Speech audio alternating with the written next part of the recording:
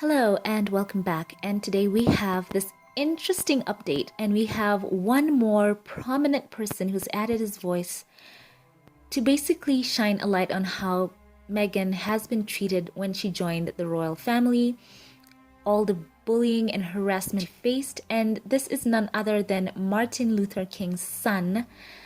And he supported her along with other great names. And let's go into the article. And I will credit inews.co.uk. So the article says, it's a whole article by the way, but I'm going to pick out the part where he does talk about how Meghan has been treated. And it's titled Markle's Difficult Treatment.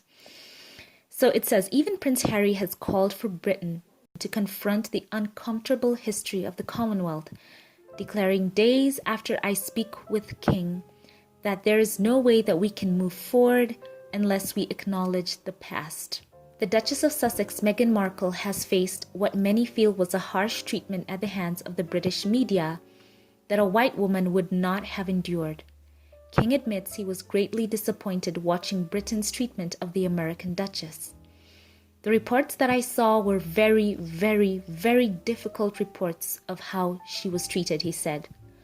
I'm not surprised, in other words. It's not like, oh wow, that's a surprise, because these institutions have been here forever, and the institutions have been structured in a certain way.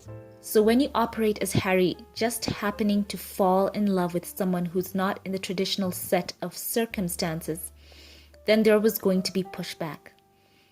He continues on to say, I think that's the process that we have to still continue to work through to rid our society of racism.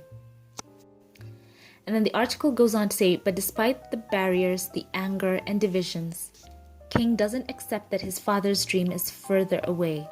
That's an insult to those who have fought to move forward for decades. So it is very interesting that he does say that the battle is not over yet to achieve his father's dream of an America free from racism, and indeed not just an America, but the whole world. It doesn't racism in and of itself makes absolutely no sense. There is one human race. Imagine that, how silly it is to hate on someone for having melanin in abundance. That it just does not make sense. But then again, what is racism? It's nonsensical. So it is interesting that he has pointed out that it is quite true that the whole world has had their eyes on the UK more than ever. To be quite honest, not many people were following the royal family, and this is with all due respect to all of them. I don't think many people outside of the UK were searching for their stories online, would probably see them in a peripheral way, not really searching them out. Maybe except for the occasions that stand out, but of late there has been such a renewed interest. And you know what? It's good to admit that it is because of Duchess Meghan and this so-called fairy tale story that she had embarked on, marrying into the royal family of Britain, marrying a prince, and people thought, obviously that they would have their happily ever after there in the UK. But it turns out, fast forward, there was so much bullying and harassment towards the Duchess, online, social media harassment, sections of the media always had something to say. And as we've seen with the court proceedings against some of the tabloids, we have seen that they had printed so many mistruths on her, especially concerning her relationship with her father.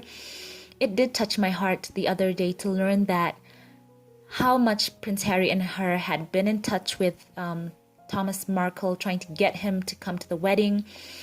I even heard this very touching thing that Meghan had paid from her own pocket for him to fly out.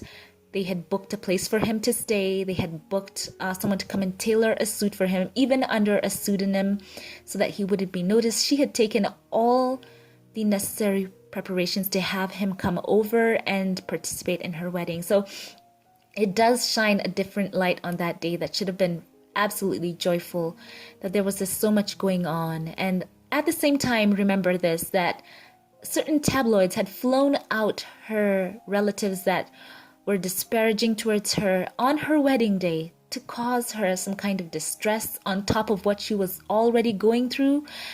That is why I'm so happy on my channel that I get to talk about so many facets of life and entertainment as well. And I can cover a broad spectrum of things that are happening in the world, because it's good if every one of us in our own way stand for what is right. And I saw what was happening to her and I was like, there is no way they would have cheated.